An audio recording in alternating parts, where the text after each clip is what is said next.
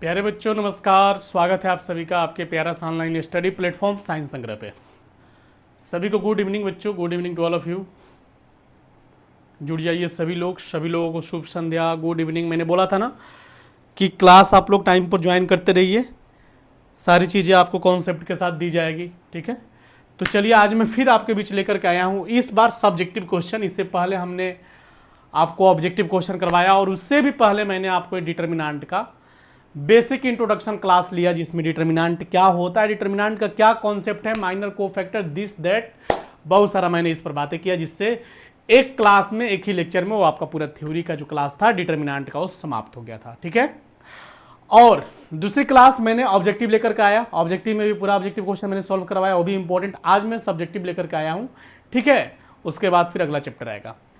तो determinant 12th class mathematics का ये सब्जेक्टिव क्वेश्चन है बच्चों, और आइए हम सभी लोग मिल करके इसे सॉल्व करते हैं। आप लोग भी कॉपी कलम लेकर के रेडी रहो और एक बार इस सेशन को फटाफट शेयर कर दो ताकि सारे बच्चे जुड़ सके और इस सेशन का आनंद उठा सके मेरे प्यारे बच्चों। चलिए, तो फाइनली हम लोग शुरू करते हैं, राइट। कह रहा है कि यदि a बराबर इतना है तो दिखाइए कि this is equal to this, ठीक है। बहुत सिंपल। आओ, ये आपका एक मैट्रिक्स है, ठीक है। इसको मैट्रिक्स में कर लेना, ये मैट्रिक्स है आपका, ठीक है। आप इसको मैट्रिक्स में कर लेना। चलो, तो left hand side determinant of 2 into A है, राइट। तो डिटर्मिनेंट ऑफ 2 इंटू ए क्या है बच्चों? आपका मैट्रिक्स, मैंने बोला ये मैट्रिक्स है। और ये कौन सा मैट्रिक्स होगा? स्क्वायर मैट्रिक्स होगा, क्योंकि हम लोग जानते हैं कि स्क्वायर मैट्रिक्स का ही डिटर्मिनेंट फाइंड होता है, सभी को मालूम है। तो आपको यहां पर लेना होगा बच्चों square matrix, right. Square matrix लेकर के आपको इसे हल करना होगा। तो 2 इंटू, और स्क्वायर मैट्रिक्स आपके पास क्या है? 1 2 एंड 4 2, राइट। अब बच्चों हमने आपको बताया भी था कि यदि मैट्रिक्स के बाहर में कोई भी एलिमेंट्स हो तो उसके अंदर के अवयव में मल्टीप्लाई करने के लिए टोटल एलिमेंट से मल्टीप्लाई होगा, राइट। तो 2 1 जा 2 हो जाएगा, ये देखो 2 1 जा 2, 2 2 जा 4, 2 4 जा 8, 2 2 जा 4, ठीक है। अब देखो सारणिक का चिन्ह है और ये आव्यूह का चिन्ह है, तो सारणिक के सामने आव्यूह का चिन्ह जो है वो फीका पड़ जाता है, इसलिए हम लोगों का जो मान्य होगा ना बच्चों, वो सारणिक के चिन्ह का ही मान्य होगा, ठीक है ना। तो यहां पे सारणिक का चिन्ह हो जाएगा सीधे 2 4 एंड 8 एंड 4, राइट, ठीक है ना। और उसके बाद हम लोगों का जो वैल्यू फाइंड करने का जो मेथड है उसको हम लोग फाइनली अप्लाई करेंगे। तो आइए फिर, पहले हमने आपको यह बताया था कि यदि आपका मैट्रिक्स स्क्वायर मैट्रिक्स हो तो डिटर्मिनेंट का प्रयोग करते समय डिटर्मिनेंट के साइन का ही यूज किया जाता है, ठीक है। मैट्रिक्स का साइन ऑटोमेटिकली हट जाएगा। और दूसरी बात यह है बच्चों कि जब भी डिटर्मिनेंट फाइंड होता है वो हमेशा फाइंड होगा तो स्क्वायर मैट्रिक्स का ही फाइंड होगा। तो इसका प्राइमरी डायगोनल देखो, अच्छा एक काम करो, कमन ले लो, ये ना प्रूफ करना आपको, चलो ठीक है। तो आप यहां से क्या करो बच्चों, कमन ले लो। सारणिक में कोई एक रो या कोई एक कलम से कमन होगा, यस और नो? नहीं, सारणिक के जितने रो या कलम होते हैं वहां से कमन होता है बच्चों, ठीक है। तो मैं कमन लेता हूं एक R1 से, एक R2 से, या आप लिखो C1 चाहे C2, ठीक है। तो R1, ठीक है ना बच्चों, R1 और यहां पे हमने लिखा R2 से 2 कॉमन लेने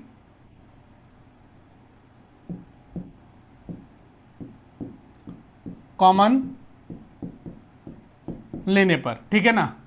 तो यहां से हमने 2 कॉमन ले लिया और एक हमने यहां से 2 कॉमन ले लिया, तो आपके पास क्या बचा? यहां से 2 कॉमन हुआ तो 1 2 बचा, यहां से 2 कॉमन हुआ तो 4 2 बचा, राइट। 2 2 जा 4, और ये वैल्यू किसका है? देखो ये वाला वैल्यू ए का है, आ गया ना ये वाला। तो यहां पे हम लोगों का प्रूफ हुआ कि इसलिए left hand side is equal to right hand side. बच्चों ये क्वेश्चन बहुत इंपॉर्टेंट है, आप इसको जितना ज़्यादा हो सके प्रैक्टिस में रखना, ठीक है ना। ये क्वेश्चन बहुत इंपॉर्टेंट। चलो आगे क्वेश्चन, निम्नलिखित सारणिकों का मान ज्ञात करें। सारणिकों का मान ज्ञात करने के लिए हमने बताया था कि जहां पे दो लगातार शून्य यदि मिल जाए तो वहां से आप आराम से एक्सपेंड कर सकते हो। दो लगातार शून्य देखो यहाँ पे ये वाला में है, तो यहाँ पे आप -1 से एक्सपेंड करोगे, लेकिन -1 का साइन स्क्रीन क्या होगा देखो, ये plus minus plus minus plus minus, तो ये माइनस होगा, तो माइनस इंटू -1 बाहर होगा, है ना, माइनस इंटू -1 बाहर होगा बच्चों। तो इसके संगत रो को और कलम को बंद कर लेना, तो आपके पास मिलेगा 3 -1 3 एंड -5, ठीक है। उसके बाद आपके पास जो मेन आइडिया है वहां से आप उसका यूज करोगे, तो ये देखो माइनस माइनस हो जाएगा +1, है ना बच्चों। और प्राइमरी डायगोनल देखो 3 5 जा 15, यानी माइनस का 15, ठीक है, माइनस और 3 में -1 से मल्टीप्लाई होगा माइनस का 3।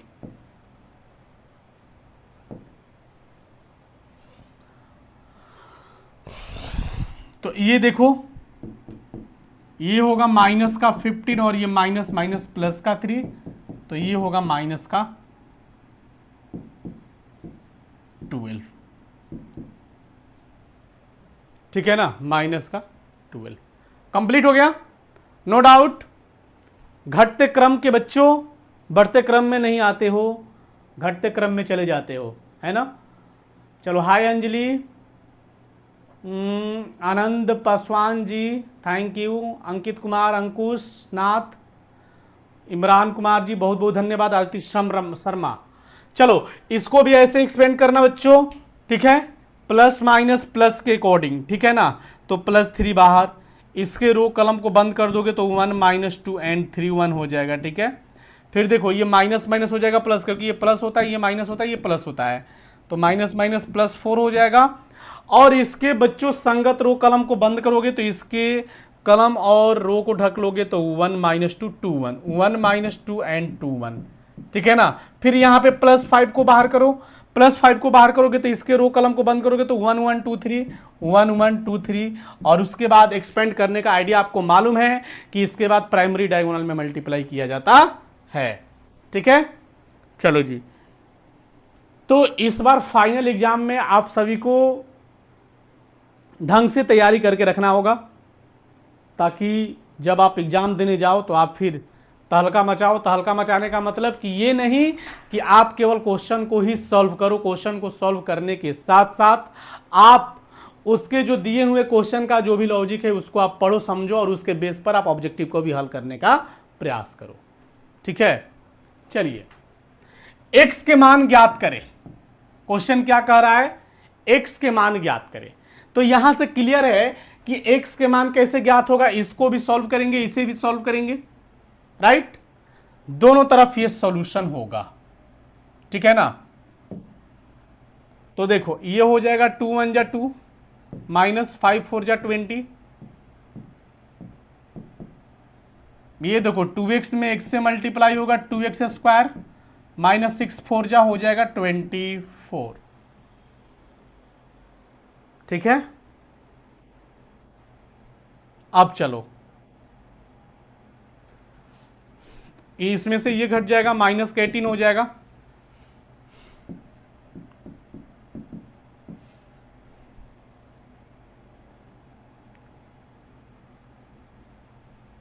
अब मेरे प्यारे बच्चों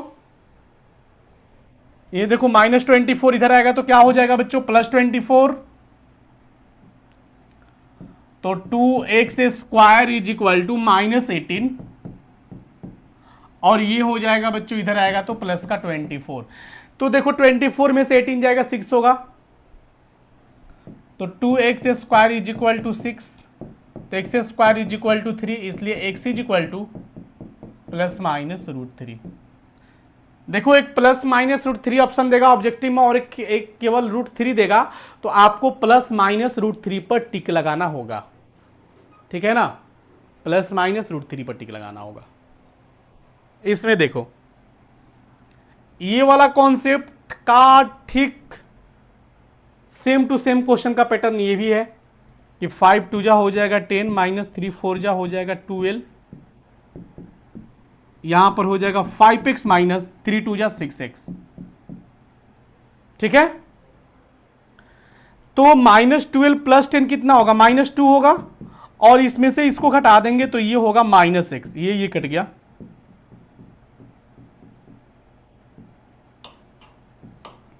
x का वैल्यू कितना निकला, 2 निकला, है ना। x का वैल्यू बच्चों कितना निकला, 2 निकला। कोई दिक्कत, कोई परेशानी, कोई दिक्कत, कोई परेशानी बच्चों नहीं है।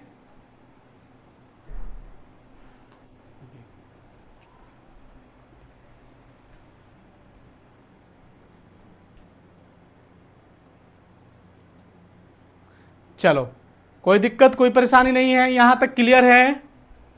ये क्वेश्चन आपके ऑब्जेक्टिव के लिए बहुत इंपॉर्टेंट है, ध्यान रखना, ठीक है ना। ऑब्जेक्टिव क्वेश्चन के लिए बहुत इंपॉर्टेंट क्वेश्चन है ये। आगे देखते हैं, आगे कह रहा है कि बिना प्रसरण किए, यानी मेरे प्यारे बच्चों कह रहा है कि बिना प्रसरण किए आपको क्या करना है कि आपको डिटरमिनेंट का मान ज्ञात करना है, ठीक है। हाँ, तो यहां पे हमने आपको बताया था प्रॉपर्टीज। प्रॉपर्टीज क्या होता है बच्चों कि सारणी का कोई 2 रो या कोई 2 कलम यदि एक बराबर हो तो सारणी का मान 0 के बराबर होता है, ठीक है। सारणी का कोई 2 रो या कोई 2 कलम यदि एक बराबर हो तो सारणी का मान 0 के इक्वल होता है। मेरे प्यारे बच्चों, बात को ध्यान में रखना, ठीक है। जैसे यहां पे देखो, इसको मैं प्रयास करता हूं कि मैं इसे इस फॉर्म में बदल दूं, ठीक है। तो C1 tense to C1 + C2, तो ये कितना हो जाएगा, x + a y + b z + c, ठीक है। C1 की जगह हमने लिखा, इस टर्म को हमने ऐसे ही छोड़ दिया, और बाकी इस वाले को भी y + b, और जो ये अगला होगा ये क्या होगा बच्चों, z + c। अब आप ध्यान से देखो कि C1 and C3 are identical, ठीक है।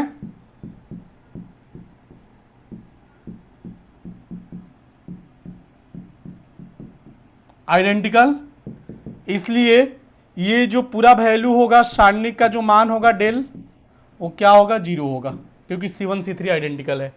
आप देख लो, है ना बच्चों। तो सारणी का कोई 2 रो या कोई 2 कलम यदि एक समान हो जाए ना तो सारणी का मान 0 के बराबर होता है, ठीक है।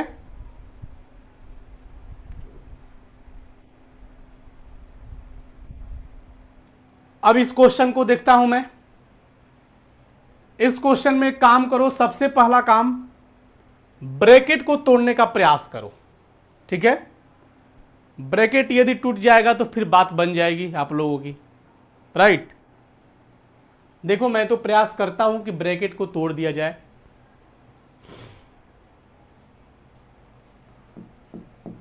ब्रैकेट तोड़ने के लिए 1 1 1 है,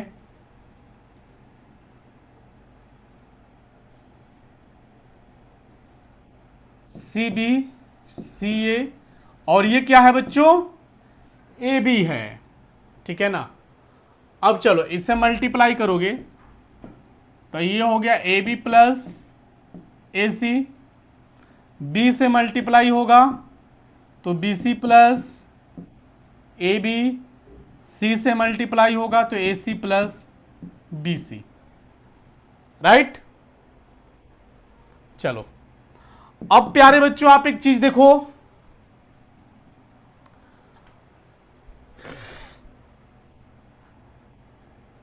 क्या आप इस टर्म को जोड़ करके आप C3 की जगह लिख सकते हो।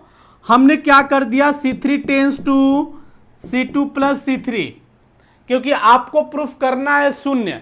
शून्य प्रूफ करने के लिए 2 क्राइटेरिया है यहां पे, या तो कोई एक रो या कलम लगातार शून्य हो जाए, नहीं तो कोई 2 रो या कलम को एक समान करना होगा, ठीक है, देखो तो यहां पे कोई एक रो या कलम तो लगातार शून्य होने वाला है नहीं, आपको दिख भी रहा होगा।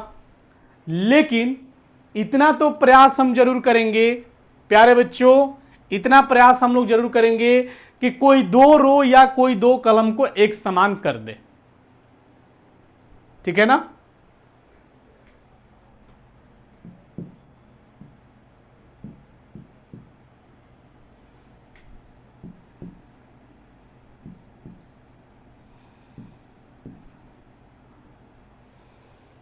चलो अब यहां पे C2 प्लस C3, C2 और C3 को जोड़ोगे तो क्या होगा, AB plus BC plus AC।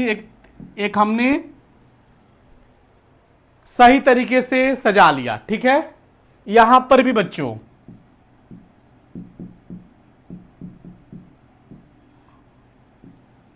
AB plus BC plus AC, ठीक है। अब हम क्या करेंगे, अब हम कॉमन लेंगे।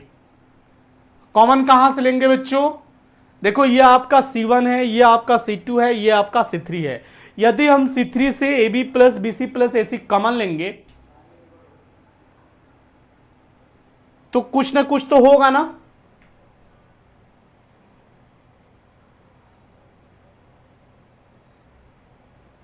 चलो लिखूंगा मैं कि C3 से AB plus BC plus AC common लेने पर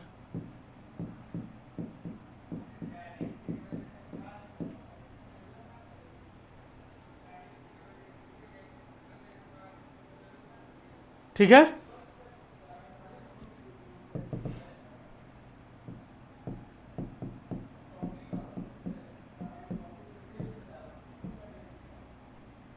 तो यहां से कॉमन हो गया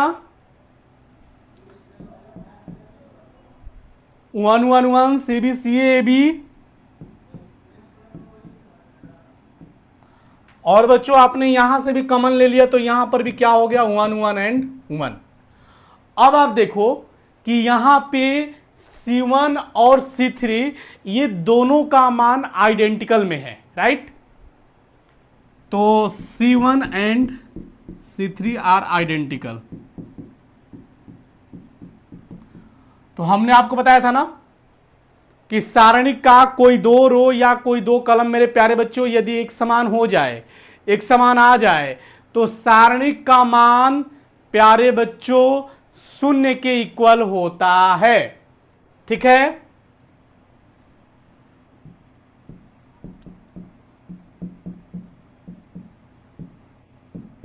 तो ये टर्म क्या हो गया, 0 हो गया ना। तो दिस इंटू शून्य, अब शून्य में इसे मल्टीप्लाई करोगे तो क्या होगा,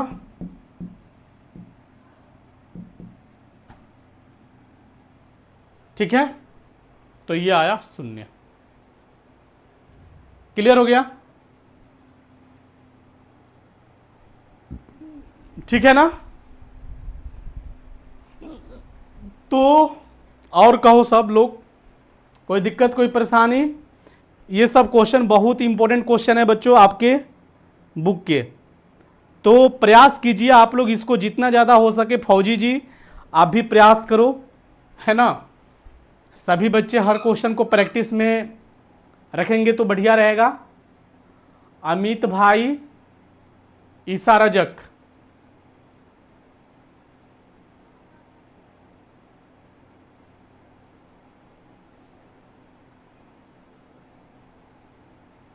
चलिए अब हम क्या करेंगे, अगले क्वेश्चन को देखने का प्रयास करेंगे, राइट।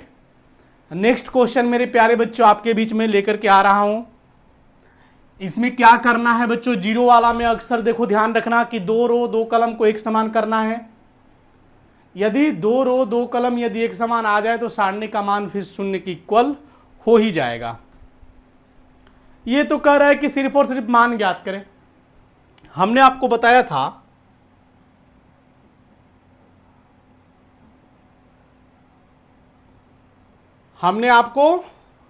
भी था कि मान ज्ञात करने के लिए लगातार 2 शून्य रहेगा तो वहां से एक्सपेंड करो, नहीं तो अपने मेथड से प्लस माइनस प्लस। नहीं तो देखो ये लगातार 2 शून्य है तो हम +4 से एक्सपेंड कर देंगे, है ना।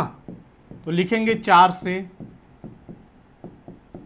एक्सपेंड करने पर, राइट। हम +4 से एक्सपेंड करने का प्रयास करते, तो +4 बाहर होगा और उसके माइनर लिखेंगे कैसे, इसके संगत रो और कलम को बंद कर देंगे। तो ये होगा -1 3 4 एंड 1।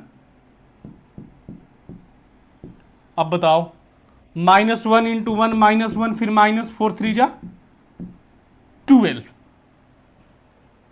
तो ये हो जाएगा मेरे प्यारे बच्चों 4 × -13 तेरे चौके 52 यानी माइनस का 52। क्लियर है, सबका क्लियर है ना। माइनस का 52 आ रहा है। ठीक है, अब आइए, तो ये हम लोग का क्लियर है।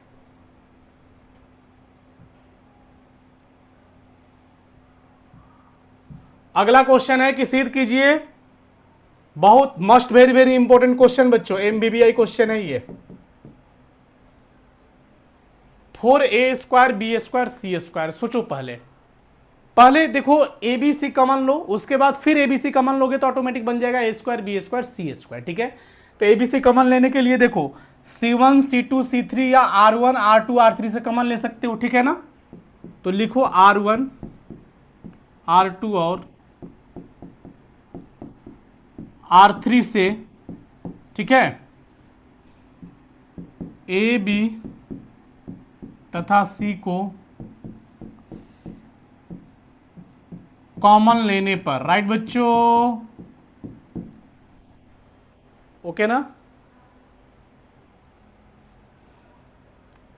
तो देखो यदि आपने ए कॉमन ले लिया r1 से, r2 से आपने b कॉमन ले लिया और r3 से आपने c कॉमन ले लिया, ठीक है, तो यहां पर बचा -a,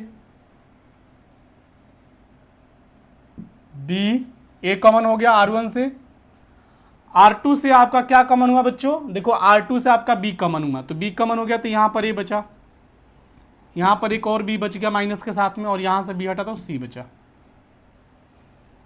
यहां से देखो c कॉमन हो गया तो a b -c, ठीक है, ओके।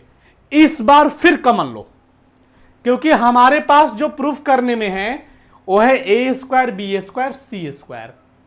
तो यदि हम फिर से ए बी सी कॉमन लेंगे, इसमें a अब हो जाएगा, इसमें b और इसमें c। अब एक्यूरेट कॉमन आ रहा है तो c1 में a आ रहा है, c2 में b आ रहा है, c3 में c आ रहा है, ठीक है, c1 c2 और c3 से a b और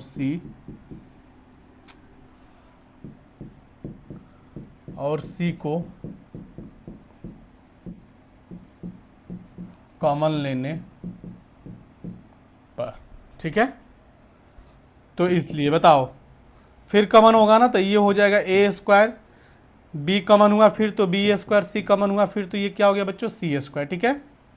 यहाँ पे बच्चों क्या बच गया -1 1 1 1 -1 1 1 1 एंड -1, ठीक है ना, ये हो गया कॉमन। तो अब देखो, अब यहां पे हम लोगों के पास डेल मतलब हो गया डिटर्मिनांट a² b² c² और -1 1 1 1 -1 1 1 -1, यही है ना। चलो अब आपको एक काम करना होगा, यहां पे 2 लगातार शून्य बनाने का प्रयास करो।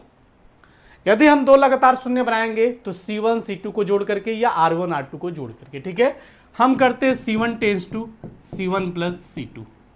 तो इसलिए क्योंकि 2 लगातार शून्य बनेगा तो एक्सपेंड करने में आसान हो जाएगा, ठीक है ना। तो डेल बराबर हो जाएगा बच्चों a² b² c²। चलो c1 की जगह c1 c2 को जोड़ना, तो -1 + 1 ये हो गया 1 - 1 और ये हो गया 1 + 1, ठीक है। C1 की जगह, बाकी C2 का ऐसे ही लिख दो, 1 माइनस 1 1 1 1 एंड माइनस 1, ठीक है।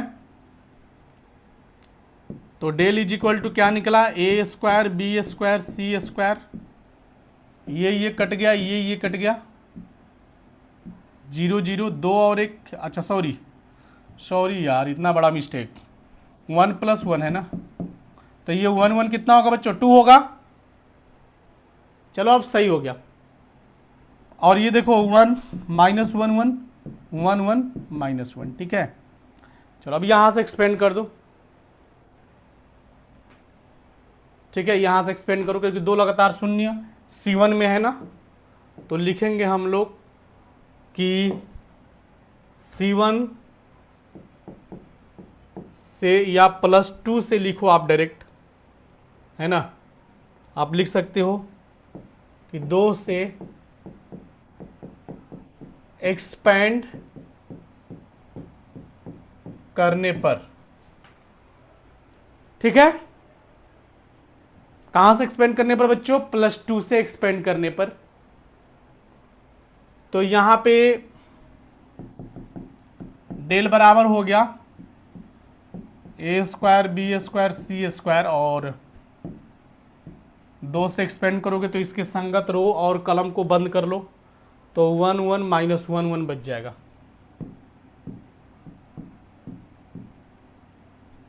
Del is equal to A square B square C square गुने 2।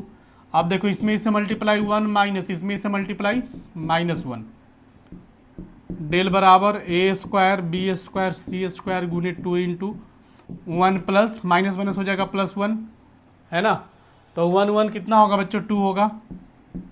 डेल बराबर ए square B square C square into 2 गुने 2, 1 + 1 2, तो 2 2 जा कितना होगा, 4 हो गया, तो ये आ गया 4a square B square C square, यह आपका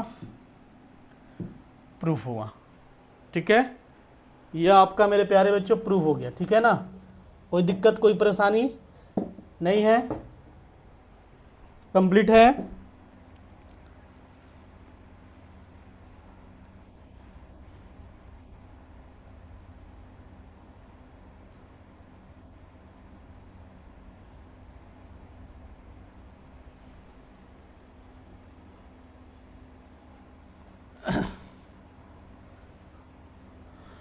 यहां तक सबका कंप्लीट है बच्चों।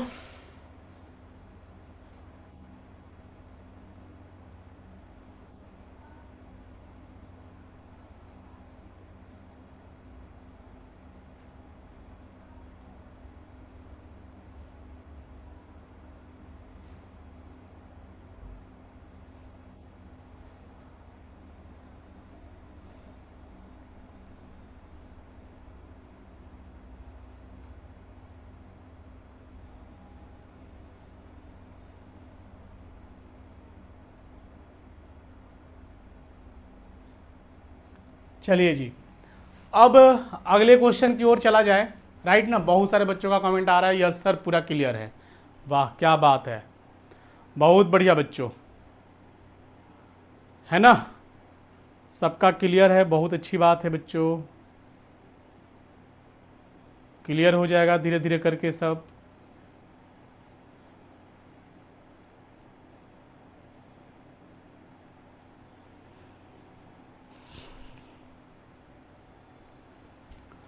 ऑल क्लियर सर,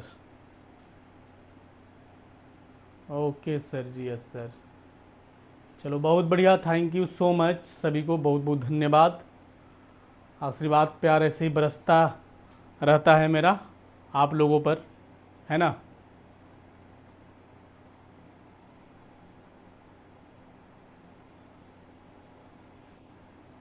चलो क्लियर है सबका ना।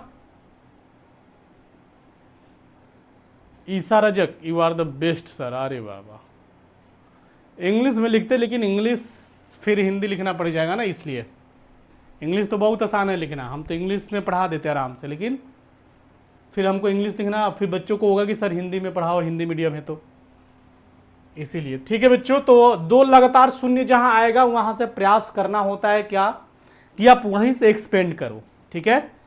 जैसे मान लो कि यहाँ पे जैसे 2 लगातार शून्य आ गया है ना, तो आप यहाँ से एक्सपेंड कर सकते हो। यहाँ से एक्सपेंड करोगे तो एक तो फायदा ये होगा कि पूरा कैलकुलेशन नहीं करना होगा, उसी के रेंज में खत्म हो जाएगा, है ना, एक ही माइनर में।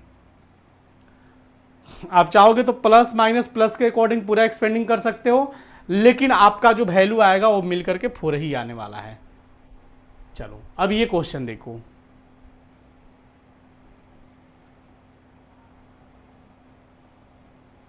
ठीक है।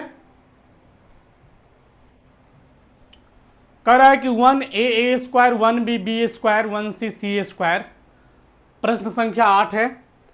प्रूफ करना है a minus B B minus C minus A, ठीक है ना, ये प्रूफ करना है। तो प्यारे बच्चों जरा सोचो, a माइनस बी माइनस सी कैसे आएगा? जैसे 1 में से 1 जाएगा, a माइनस बी, देखो फिर b माइनस सी आ रहा है ना। चलो तो हम क्या करेंगे, R1 में से R2 घटाएंगे, R1 की जगह लिखेंगे, R2 में से R3 घटाएंगे, R2 की जगह लिखेंगे। C1 C2 घटाने से कोई फायदा है नहीं, a माइनस बी माइनस सी नहीं आएगा, हमें R1 R2 को ही अप्लाई करना होगा। जैसे R1 tends to R1 minus R2 and R2 tends to R2 minus R3, right. सबको मालूम है कि डेल से डिटर्मिनांट को डिफाइन किया जाता है, राइट बच्चों। तो बताओ 1 में से 1 गया 0, a माइनस बी, और ये हो गया a square minus B square, 1 में से 1 0, b माइनस सी, और ये हो गया बच्चों फिर 1 सी स्क्वायर, डेल बराबर 0 0 1, a माइनस बी, ये हो गया b माइनस सी, और ये c। तो कोष्ट में मत लिखो, ऐसे ही लिखो। अब बच्चों a square minus B square का फॉर्मूला, इसको तो कोष्ट में लिखना होगा, b square minus C square, और ये हो गया c स्क्वायर, ठीक है। अब आप देखो कि अब आराम से कॉमन होने लायक है या नहीं, हो जाएगा कॉमन। डेल बराबर, देखो इसमें से a माइनस बी कॉमन, इनमें से b माइनस सी कॉमन, ठीक है ना।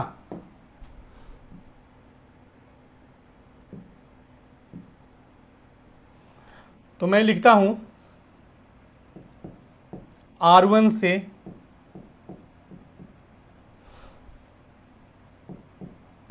a माइनस बी तथा R2 से b माइनस सी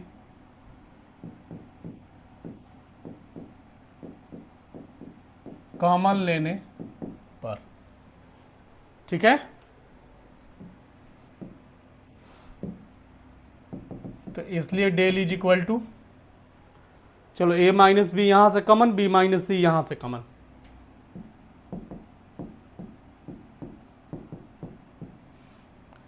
तो 0 1, और ये हो गया a प्लस बी, ठीक है। 0 1, और ये हो गया b प्लस सी, ये हो गया 1 सी स्क्वायर, हो गया ना। अब बच्चों जहां पे हमने क्या बोला, हमने आपको यही नहीं बताया कि जहां पे 2 लगातार शून्य आ जाए बस वहां से एक ही दिमाग लगाओ, एक्सपेंड करने का पैटर्न, ठीक है। तो आप देखो 1 से एक्सपेंड करो, 1 से मतलब मत लिखो, 1 से लिखोगे तो फिर तो 3 को 1 है ना। आप डायरेक्ट लिखो कि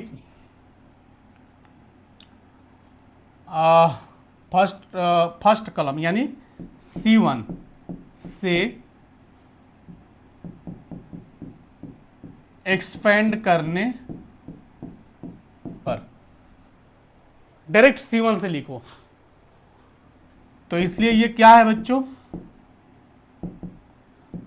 a माइनस बी माइनस सी, और 1 लिखो या न लिखो, इसका माइनस संगत और संगत कलम बंद, तो 1 a प्लस बी, और ये बंद और ये बंद हो गया तो 1 b प्लस सी, ठीक है ना। तो डेल कितना होगा बच्चों, a माइनस बी माइनस सी, और इधर देखो ये हो जाएगा मल्टीप्लाई, तो b प्लस सी इंटू 1 b प्लस सी, फिर माइनस ये हो जाएगा a प्लस बी, इसको यहां पे रखो, ब्रैकेट को तोड़ो माइनस से मल्टीप्लाई करके,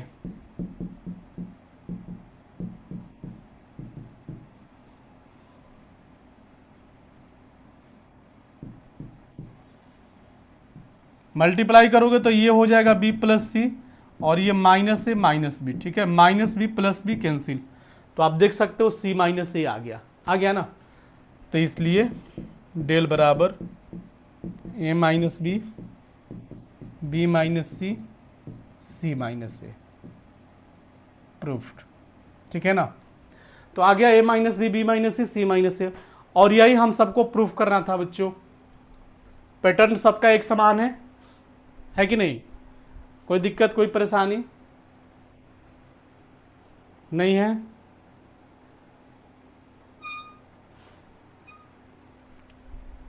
क्लियर है?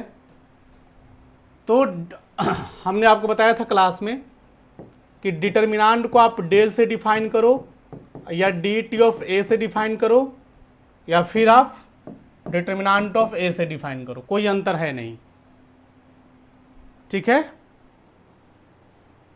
कोई अंतर नहीं होता है।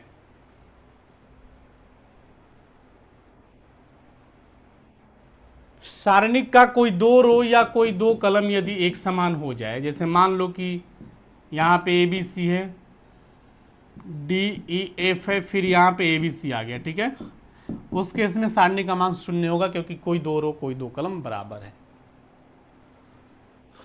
ठीक है ना।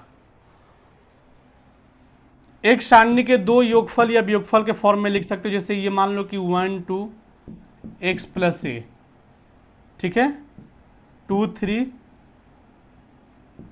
y plus B, 3 4 z plus C, ठीक है, इस तरह का क्वेश्चन है ना, तो आप इसको तोड़ करके भी लिख सकते हो, इसको दो जोड़ या घटाओ के रूप में बच्चों आराम से लिख सकते हो, ठीक है। हाँ, कैसे? आप इसको दो सम, यदि माइनस रहेगा तो माइनस में अलग अलग करोगे, कैसे? ये दोनों ऐसे ही रहेगा 1 2, ठीक है, 2 3 और ये 3 4 है, ठीक है ना, ये ऐसे ही रह जाएगा। अब एक बार इस टर्म को लिख लो एक्स वाई जेड, और ये जो प्लस दिख रहा है ना, इस प्लस को आप बीच में कर दो, और फिर इसी टर्म को लिखो 1 2 2 3 3 4, और अब की बार में एक्स वाई जेड तो ये हो गया ना, अब एक्स वाई जेड नहीं लिखना है, अब लिखना है ए बी सी। देखो दो गो सम के फॉर्म में हो गया, ठीक है। तो इस टर्म को इस फॉर्म में लिख सकते हो, यदि बीच में माइनस आता तो यहां पे माइनस का प्रयोग होता, ठीक है। ये सब प्रॉपर्टीज है डिटर्मिनांट के। और मैं एक बार बता दूं कि सारणिक को आप किसी भी रो या किसी भी कलम के अकॉर्डिंग यदि आप ट्रांसपोज करोगे ना बच्चों, सारणिक के मान में कोई परिवर्तन होगा नहीं, ठीक है ना, सारणिक के मान में कोई परिवर्तन होगा नहीं। आप चाहे किसी भी रो या किसी भी कलम के सापेक्ष आप उसे परिवर्तित करो, मान में कोई परिवर्तन होने वाला नहीं है, ठीक है। अब देखो, सारणिक का कोई एक रो या कलम में लगातार शून्य हो, कोई एक रो या कलम, ठीक है ना, तो सारणिक का मान शून्य के बराबर होता है, ठीक है। सारणी के कोई एक रो या कलम में लगातार शून्य आ जाए, चाहे वो लगातार शून्य हो जाए, तो सारणी का मान जो होता है वो शून्य के बराबर होता है, राइट। अगला है कि यदि सारणिक का या फिर सारणिक में कहीं दो लगातार शून्य आ जाए, जैसे मान लो कि 0 0 2 1 5 3 6 4 9, तो आप एक्सपेंड करने का प्रयास कहां से करना है, जहां पे दो लगातार शून्य है। देखो जैसे C1 में दो लगातार शून्य है, तो यहां से एक्सपेंड कर सकते हो, ठीक है ना। एक्सपेंड करने का पैटर्न वहां से हो सकता है, ओके। तो मेरे प्यारे बच्चों, ये रहा आज का सेशन आप लोगों के बीच, जिसमें हमने पूरा आपका सब्जेक्टिव क्वेश्चन जो मस्ट वेरी वेरी इंपॉर्टेंट था वो हमने सॉल्व कराया। कैसा क्लास लगा आप सभी लोग कमेंट सेक्शन में जरूर बताइएगा, और अगली क्लास में फिर मिलूंगा नेक्स्ट टॉपिक के साथ। तब तक के लिए आप सभी को बहुत बहुत धन्यवाद, बहुत सारा प्यार आशीर्वाद। स्वस्थ रहो, मस्त रहो, आगे बढ़ो, तरक्की करो। थैंक यू सो मच बच्चों, लव यू टू ऑल, अपना ख्याल रखना। थैंक यू, बहुत बहुत धन्यवाद।